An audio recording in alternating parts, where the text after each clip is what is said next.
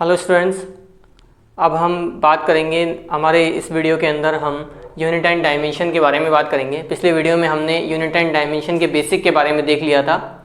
अब हम बात करेंगे यूनिट एंड डायमेंशन के अंदर जो सिस्टम्स बने हुए हैं, यूनिट सिस्टम, उनके बारे में।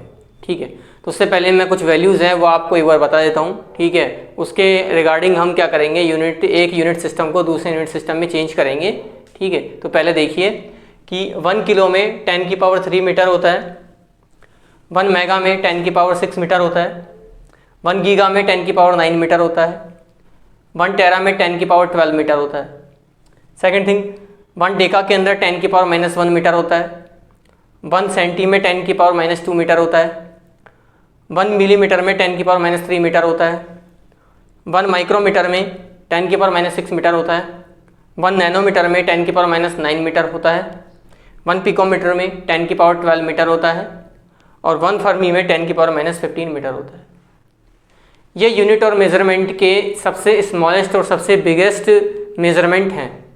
ठीक है, सबसे बिगेस्ट मेजरमेंट की हम बात करेंगे तो किलो में मेज़र कर लो, उससे ऊपर मेगा में मेज़र कर लो, उससे ऊपर गीगा में मेज़र कर लो और उससे ऊपर टेरा में मेज़र कर लो।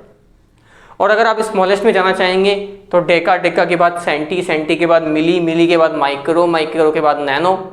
नैनो का नाम ने सुना होगा, जैसे टाटा नैनो थी, छोटी गाड़ी थी, तो वैसे ही छोटे साइज़ के लिए नैनो का यूज़ हो सकता है। 10⁻⁻9 मीटर जो कि बहुत छोटा होता है। पिकोमीटर में 10⁻12 मीटर है और 1 fermi is equals to 10⁻15 meter है। अभी 1 फर्मी जो होता है ये न्यूक्लियस का साइज़ भी होता है। जो आपने एटम देखा होगा, एटम के अंदर जो न्यूक्लियस होता है वो उसका जो रेडियस होता है, साइज़ होता है, वो 10⁻15 मीटर का होता है, आपको पता होगा। तो ये चीज़ जो है वहीं से निकल के ये बिल्कुल स्मॉलेस्ट साइज़ है। ठीक है, तो ये कुछ पैरामीटर थे। अब इसके अलावा हम नॉर्मली ये जो रेगुलर लाइफ में यूज़ करते हैं, जो देखिए जैसे 1 मीटर में 3.28 फुट होता है, 1 फुट के अंदर 0.30 मीटर होता है, 1 केजी में 2.20 पाउंड होता है और 1 पाउंड में 0.44 केजी होता है। तो ये पैरामीटर हमारे यूनिट सिस्टम में कई बार काम में आ सकते हैं, इसलिए आप इनको एक बार रीड कर लीजिए और नोट कर सकते हैं। ठीक है, तो हम आगे चलते हैं। आगे देखिए, अब हम यूनिट सिस्टम की बात करते हैं। तो यूनिट सिस्टम में जैसा कि कल हमने बात की थी, SI ने क्या करा था कि 7 फंडामेंटल क्वांटिटीज़ बनाई थी, जिसमें हमने बात की थी mass, length, time, electric current, thermodynamic, temperature, amount of substance and luminous intensity. तो ये कुछ 7 फंडामेंटल क्वांटिटीज़ थी। तो इन्हीं को लेके एक सिस्टम बनाया गया जिन्हें फंडामेंटल क्वांटिटीज़ की फॉर्म में बताया गया, और ये जो है एक दूसरे से इंडिपेंडेंट होती है।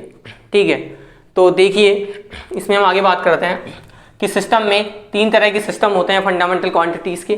ठीक है, तो इसमें मास, लेंथ और टाइम की हम बात करते हैं। सबसे पहले देखिए, सबसे पहले हम बात करते हैं इसमें CGS, सेकेंड होता है FPS, third one is MKS। ठीक है, यहाँ पे C होता है सेंटीमीटर, G होता है ग्राम और S होता है सेकेंड। FPS में F होता है फुट, P होता है पाउंड और S होता है सेकेंड। MKS में M होता है मीटर, K होता है किलोग्राम और S होता है सेकेंड।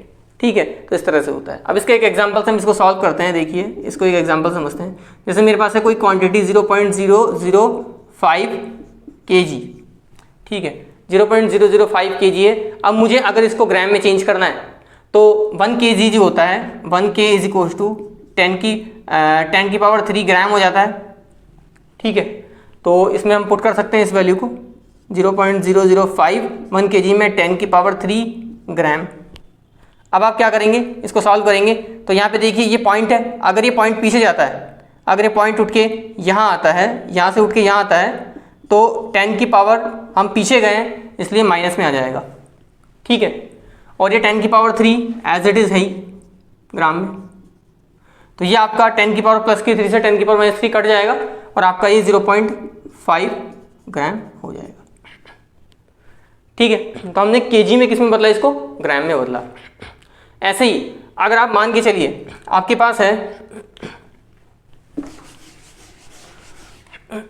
आपके पास मान के चलिए 5 मीटर है। अब इसको आप सेंटीमीटर में चेंज करते हैं तो 1 मीटर में कितना होता है, 100 सेंटीमीटर होता है।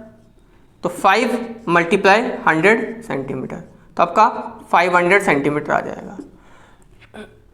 ठीक है, तो इस तरह से हम चेंज कर सकते हैं।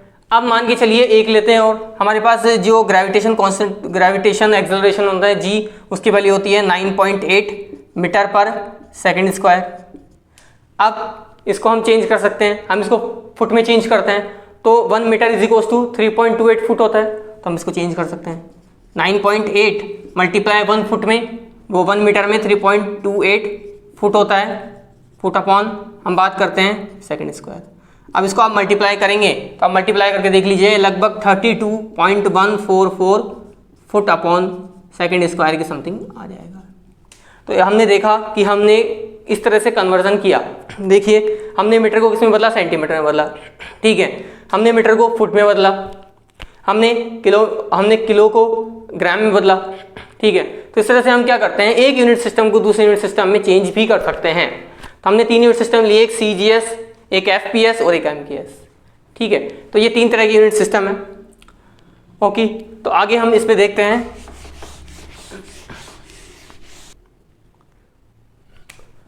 अब हम बात करते हैं जो हमने SI यूनिट सिस्टम में लिखा था। इस SI में हमने देखा था कि जैसे SI यूनिट सिस्टम है, ठीक है, इसमें 7 फंडामेंटल क्वांटिटीज थी। एक हमारा था मास, दूसरा था लेंथ, थर्ड था टाइम, फोर्थ था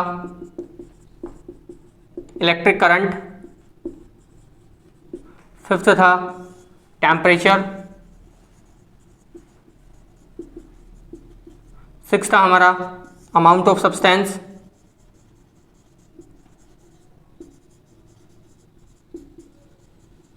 और 7 था हमारा लुमिनियस इंटेंसिटी।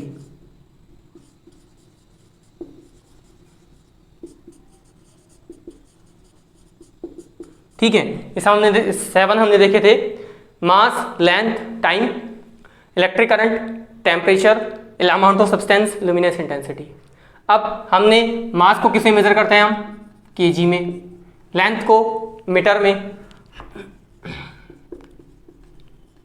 टाइम को सेकंड में,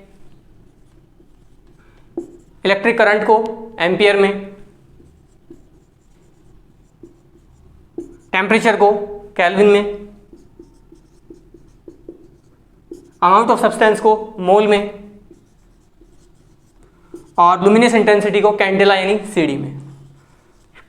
ठीक है, अब अगर इसको एक शॉर्ट फॉर्म में हम डायमेंशन की फॉर्म में रिप्रेजेंट करना चाहें, जो कि हम आगे पढ़ेंगे, तो इसको हम अगर लिखना चाहें तो इसकी डायमेंशन हम बोलते हैं m, इसको बोलते हैं l, ये होता है t, ये होता है एम्पियर के लिए a, ये केल्विन के लिए k, मोल के लिए मोल ही हो जाएगा, और लुमिनियस CD के लिए CD हो जाएगा। ठीक है, तो इस तरह से हम इसको क्या करते हैं, इसको आगे हम डायमेंशन पढ़ेंगे तो इसमें M, L, T, A, K इनकी फॉर्म में रिप्रेजेंट करेंगे। ठीक है, अब एक क्वेश्चन है, क्वेश्चन के बारे में देखिए। क्वेश्चन ये है कुछ इस तरह से, if mass, length and velocity are fundamental quantities, then which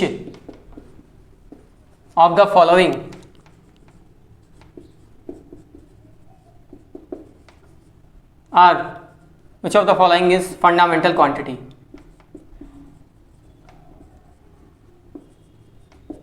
fundamental quantity, option A है आपका वेलोसिटी, ऑप्शन ए है आपका टाइम, ऑप्शन बी है आपका फोर्स, ऑप्शन सी है आपका एक्सेलरेशन, एंड ऑप्शन डी है आपका टेम्परेचर।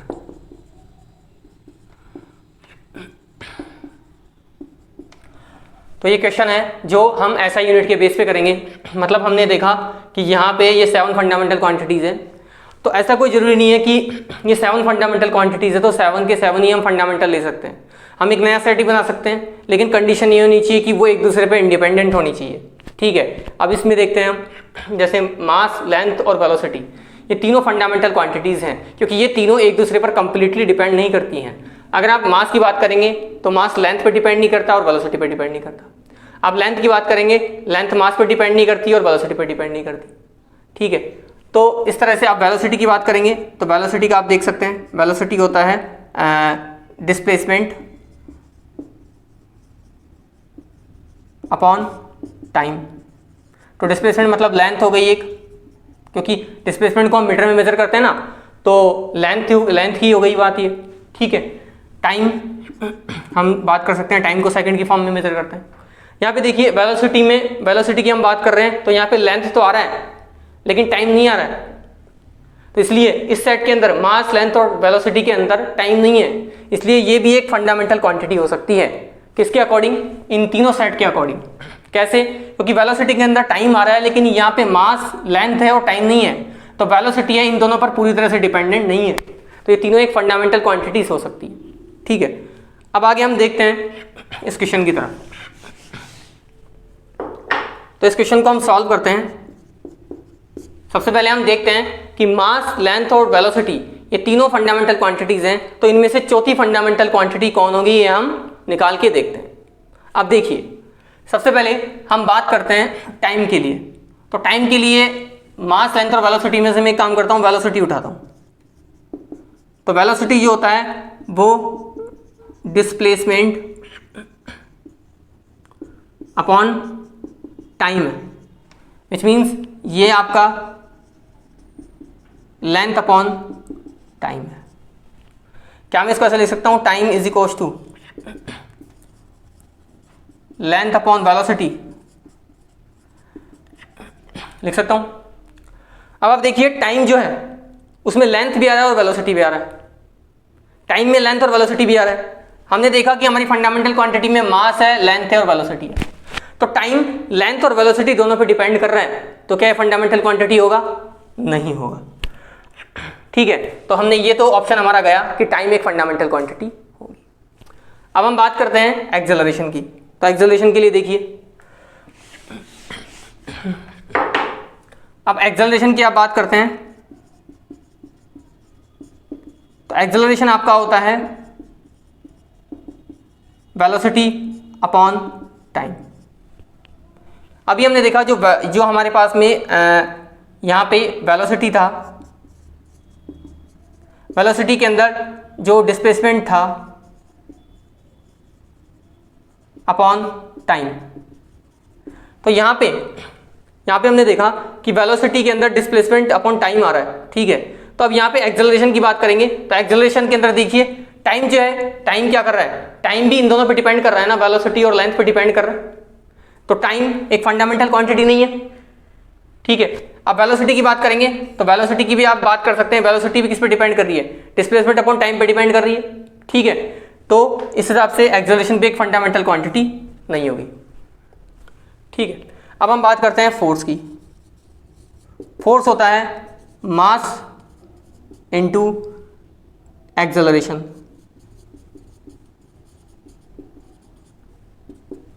ठीक है, अब फोर्स जो है वो मास और एक्सेलरेशन पे डिपेंड कर रहा है और एक्सेलरेशन वेलोसिटी अपॉन टाइम पे डिपेंड कर रहा है। ठीक है, तो फोर्स भी दोनों इन पे डिपेंड कर रहा है, नहीं कर रहा है? तो फोर्स अगर डिपेंड कर रहा है तो इसका मतलब क्या हो गया? ये फंडामेंटल क्वांटिटी नहीं होगी। लेकिन आप अगर बात करेंगे टेम्परेचर की, तो टेम्परेचर का ना तो टाइम से कोई लिंक है, ना फोर्स से कोई लिंक है, ना एक्सेलरेशन से कोई लिंक है, तो इनमें से किसी से कोई लिंक नहीं है। इस वजह से टेम्परेचर एक ऐसी क्वांटिटी होगी जो फंडामेंटल क्वांटिटी हो जाएगी।